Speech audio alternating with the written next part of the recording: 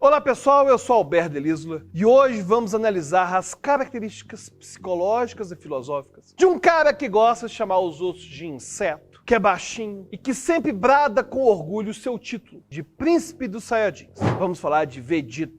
E se você gosta de vídeos que misturam cultura pop com psicologia, neurociência e filosofia, já se inscreve agora e já ativa o sininho, porque toda semana tem vídeo novo por aqui. E como sempre, não custa lembrar que vamos falar algumas coisas tanto de Dragon Ball Z quanto do Super. Então é claro que vai ter spoiler. Vegeta. Esse nome por si só já nos traz muitas ideias à mente. Orgulho, força, poder. Ele é um personagem com traços marcantes. E sua trajetória é uma das melhores de todos os animes. Vegeta evoluiu de vilão para anti-herói. E muitas vezes se torna um herói de verdade, antagonizando e rivalizando com Goku. Muitas vezes ele próprio rouba a cena e recebe a admiração dos espectadores. Isso acontece porque sua personalidade é forte e nós somos atraídos tanto por suas qualidades quanto por seus defeitos. E como todo bom anti-herói, Vegeta também é um antídoto ao que é monótono. Ele carrega consigo elementos que se transformam, mas que ainda guardam sua essência. Ao contrário daquilo que pode ser esperado por muitos, um personagem com tantos defeitos é justamente o que nos cativa. Personagens que sempre são virtuosos, perfeitos, não têm espaço para uma evolução. Imagine um personagem praticamente imortal, bonito, milionário, cujo único defeito seja brilhar no sol. Essa é a definição de personagem raso, que é feito para entreter adolescentes, que ainda sonham com um príncipe encantado. Falando um pouco da origem de Vegeta, ele nasceu no planeta Vegeta, berço de todos os Saiyajins nativos, e foi considerado desde pequeno um gênio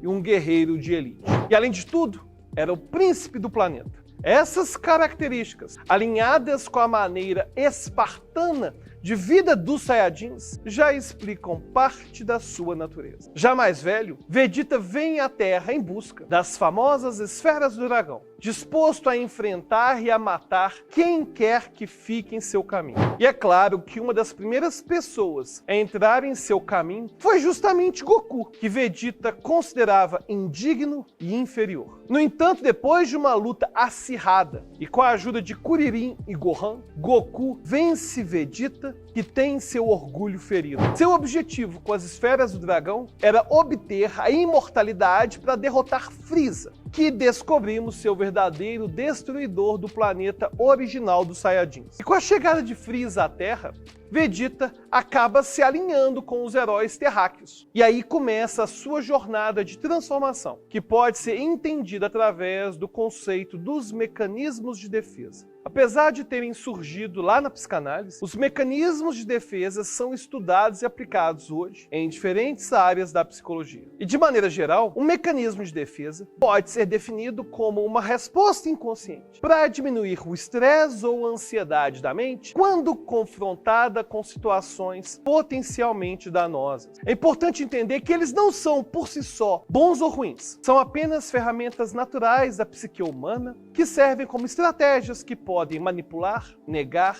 ou distorcer a realidade. E por pior que isso possa parecer, muitas vezes esse é um caminho para a salvação. Os danos ou os benefícios causados por isso vão depender, como sempre, do nível e da frequência dos eventos. Um processo bastante conhecido no mundo do entretenimento é a Síndrome de Estocolmo, uma condição onde a vítima de um sequestro acaba desenvolvendo sentimentos positivos em relação ao seu próprio algoz. Isso é demonstrado em A Bela e a Fera e em A Casa de Papel. Apesar de terem diferentes classificações e modelos, vamos hoje falar sobre 4 mecanismos comuns e como que Vegeta passa por todos eles. A repressão é considerada um mecanismo de defesa primitivo. Ela é caracterizada pelo bloqueio de informações em nível consciente. Alguém que reprime um pensamento, comportamento ou memória ainda vai ser influenciado por tais coisas, mas não estará consciente disso. Temos, por exemplo, quando alguém sofre algum tipo de abuso e simplesmente não se lembra do acontecido. Ou quando um homem sente atração por outro homem, mas acha isso inaceitável, o que o leva a ter um comportamento agressivo ao ver comportamentos homossexuais em outros homens. A projeção é outro exemplo de mecanismo primitivo. Em suma, trata-se da atitude de deslocar sentimentos ruins, constantemente internos, para outras pessoas. Exemplos disso são quando uma mãe narcisista se sente feia e mal amada e fala para sua filha que, na verdade, ela é quem é feia. Ou quando não gostamos de alguém e preferimos de antemão acreditar que, na verdade, é a pessoa quem não gosta de nós, apesar de não termos nenhuma evidência disso. Tido como um mecanismo maduro, a compensação é a estratégia de mudar o foco de uma coisa pouco frutífera para algo mais produtivo. Isso acontece, por exemplo, quando um aluno não consegue se desenvolver intelectualmente e começa a dar foco ao treinamento físico, ao treinamento esportivo. Ou justamente o contrário, quando um aluno não consegue se destacar fisicamente e busca a compensação de maneira intelectual. Apesar de ser um mecanismo maduro, precisamos notar que, idealmente, ainda devemos enfrentar nossas dificuldades, seja qual for a área. Também tido como um mecanismo maduro, a sublimação é caracterizada pela satisfação de um impulso através de uma estratégia mais aceitável. É um mecanismo que frequentemente transforma emoções negativas em atitudes positivas. Exemplos comuns são quando uma pessoa, ao sofrer um trauma, começa a praticar pintura, ao invés de se expressar de maneira explosiva. Ou quando alguém tem impulsos violentos e passa a praticar karatê. Para Vegeta, todos os processos envolvendo esses mecanismos de defesa estão relacionados ao seu orgulho. O orgulho pode ser definido como a valorização da própria honra, do próprio mérito, das próprias capacidades. Vegeta usa isso tanto para o bem quanto para o mal. Ele é a representação da arrogância e da prepotência, enquanto também é da autoestima,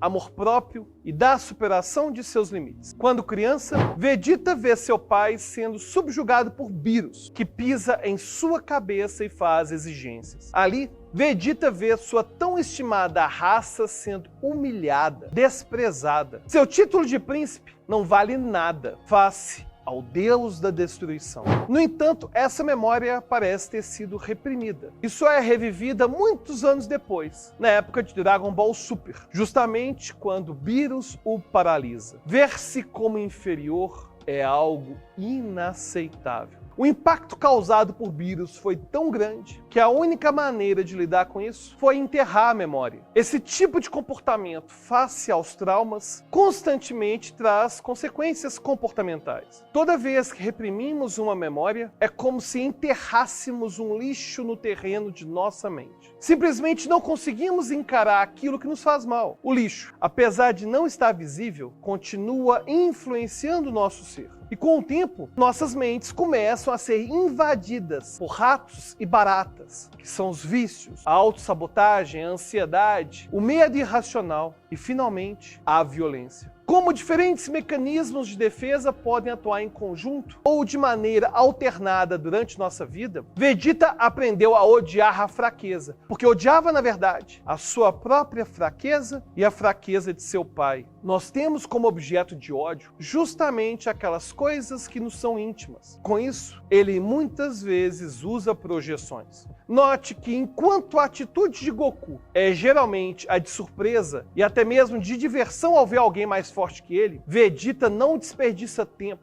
e parte para os insultos que intimamente representam como ele mesmo se sente. Basicamente, vemos que Vegeta usa mecanismos primitivos de defesa do período em que viu Beerus pela primeira vez até os tempos de Freeza. Ao ter sua expectativa de ser o lendário Saiyajin frustrada, ele evolui e passa a utilizar mecanismos mais maduros, como a compensação e a sublimação. A experiência de ter encontrado Goku o fez dar valor ao treinamento. O personagem que acreditava não precisar treinar passa a canalizar qualquer frustração em treinamento e superação. E como a vida é composta por coisas boas e ruins, estamos sempre sujeitos a usar mecanismos de defesa. O que podemos fazer é justamente reconhecê-los e usá-los da melhor maneira possível. Mas isso não quer dizer que a tarefa seja fácil. A lição que temos é que podemos mudar sem perder a nossa essência. Vegeta melhora, mas não deixa de ser orgulhoso. Nós o reconhecemos do começo ao final da trama. Todos os seus sentimentos são egoístas no começo, mas vão se tornando